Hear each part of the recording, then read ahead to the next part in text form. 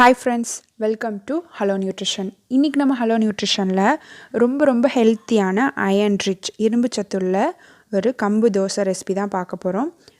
வாங்க எப்படி செய்யறதுன்னு பார்க்கலாம். ஃபர்ஸ்ட் 200 கிராம் அளவுள்ள கம்பு எடுத்துக்கோங்க. கம்பு இந்த மாதிரி தான் இருக்கும். அதோட அதே அளவு 200 கிராம் அளவுள்ள அரிசி எடுத்துக்கோங்க. அது 1 கப் அளவு இது. அரை கப் அளவுக்கு அதாவது 100 கிராம் அளவுக்கு கருப்பு உளுந்து தோல் நீக்காதது நான் சேர்த்துருக்கேன்.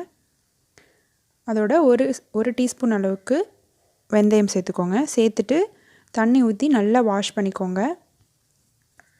நீங்கள் கடையில் பேக் பண்ணி வச்சுருக்கிறது வாங்கினீங்க அப்படின்னா அது வந்து ரொம்ப சுத்தமாக இருக்கும். லோக்கலாக நீங்கள் உள்ள யாராவது லோக்கலில் உள்ளவங்கள்ட்ட வாங்கினீங்கன்னா கொஞ்சம் தூசியாக இருக்கும். ஸோ நீங்கள் நல்லா சுத்தமாக க்ளீன் பண்ணிக்கோங்க.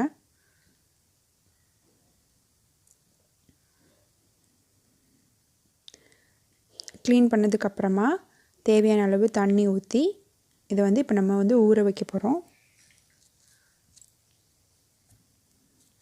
ஒரு 4லேருந்து 5 மணி நேரம் ஊற வச்சுருங்க. இல்லை ஒரு நைட் ஃபுல்லாக ஊற வச்சாலும் நல்லது தான். இப்போது பார்த்தோன்னா நல்லா ஊறிடுச்சு. இப்போ இதை நம்ம ஒரு மிக்சர் கிரைண்டருக்கு மாற்றி நல்லா அரைச்சி எடுத்துக்கோங்க. நீங்கள் கிரைண்டரில் கூட அரைக்கலாம். நான் வந்து இதை மிக்சியில் அரைக்கிறேன். அதில் தேவையான அளவு கல் உப்பு சேர்த்துக்கோங்க. சேர்த்துட்டு கொஞ்சமாக தண்ணி சேர்த்து கொஞ்சம் லேசாக நம்ம இட்லி மாவுக்கெலாம் அரைப்போல் அரிசி அது மாதிரி கொஞ்சம் குறப்பாக அரைச்சி எடுத்துக்கோங்க. அது ஒரு பவுலில் மாற்றிக்கலாம். மாற்றிட்டு நல்லா கையாலேயும் நல்லா கலந்து விட்டுக்கோங்க. அப்போ தான் வந்து புளிக்கும், மாவு வந்து ஈஸியாக புளிக்கும். அதனால் லேசாக அப்படியே கையாலேயே அப்படி ஏர் உள்ளே போகிற மாதிரி நீங்கள் வந்து அப்படியே கிளறி விடுங்க. கலந்துட்டு ஒரு தட்டு போட்டு மூடுங்க. ரொம்ப டைட்டான மூடி போட்டு மூட வேணாம். காற்று ஓரளவுக்கு உள்ளே போயிட்டு வர மாதிரி மூடினா தான் ஏர் பபிள்ஸ் நிறையா வந்து ஈஸியாக அது வந்து புளிக்கும். இதை ஒரு நைட்டு ஃபுல்லாக புளிக்க வச்சு எடுத்துக்கோங்க. இப்போது மாவு நல்லா புளிச்சிருச்சு. இது ஒரு கரண்டி வச்சு லேசாக கலந்து விட்டுக்கோங்க. நம்ம வந்து புளிக்க வச்சு சாப்பிட்ற உணவுகள் வந்து அதில் பி விட்டமின்ஸ் வந்து ரொம்ப அதிகமாக இருக்கும். இது வந்து அயன் அப்சார்ப்ஷனுக்கு ரொம்பவே முக்கியமான ஒரு நியூட்ரியன்ட். அதனால் இது மாதிரி நம்ம எடுத்துக்கிறது ரொம்ப நல்லது. ஃபுட்டை வந்து இன்ஸ்டண்ட்டாக செய்கிறத விட இது மாதிரி புளிக்க வச்சு நீங்கள் எடுத்துக்கிறது ரொம்ப நல்லது. இப்போ ஒரு இரும்பு தவா எடுத்துக்கோங்க. அதில் நல்லெண்ணெயை வந்து இது மாதிரி தடவி விட்டுக்கோங்க. தடவிட்டு மாவை நம்ம அரைச்சி வச்சுருக்க மாவை ஊற்றி தோசை மாதிரி செஞ்சுக்கோங்க.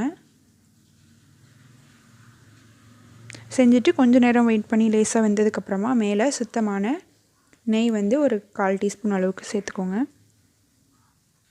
நெய் இல்லைனா நீங்கள் வந்து நல்லெண்ணெய் வேறு ஏதாவது ஆயில் கூட யூஸ் பண்ணிக்கலாம்.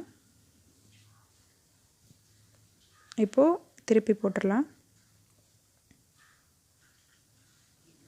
2 பக்கமும் வெந்துருச்சு. ஸோ ஹெல்த்தியான ரெசிபி நம்ம தோசை ரெடி ஆயிடுச்சு.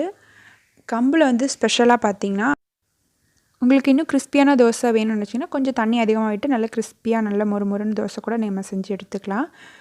மெயினாக கம்பில் பார்த்திங்கன்னா இரும்புச்சத்து வந்து ரொம்ப அதிகமாக இருக்கும்.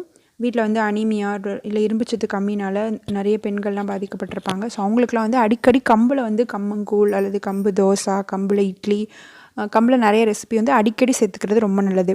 ஏன் முக்கியமாக கம்புன்னு பார்த்தீங்கன்னா அதில் வந்து அயன் அப்சார்ப்ஷனுக்கு தேவையான நியூட்ரியன்ட்டும் அதில் இருக்கும். ஸோ இது ரெண்டுமே சேர்த்து எடுத்துக்கிறப்ப தான் அயன் வந்து முழுமையான நம்ம உடம்புக்கு கிடைக்கும்.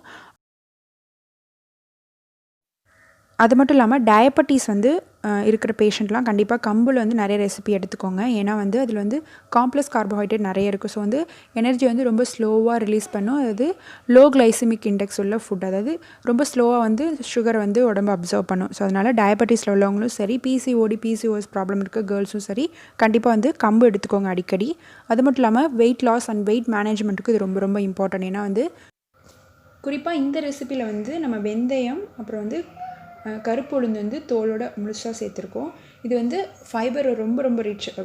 வெஜிடேரியன் டயட்லேயே பார்த்தீங்கன்னா வெந்தயத்தில் தான் அதிகமான ஃபைபர் இருக்குது. ஸோ இதை நீங்கள் கலந்து ஒரு ஃபுட்டில் எடுத்துக்கிறப்போ அது உங்களோட வெயிட் லாஸ்க்கு ரொம்பவே ஹெல்ப்ஃபுல்லாக இருக்கும்.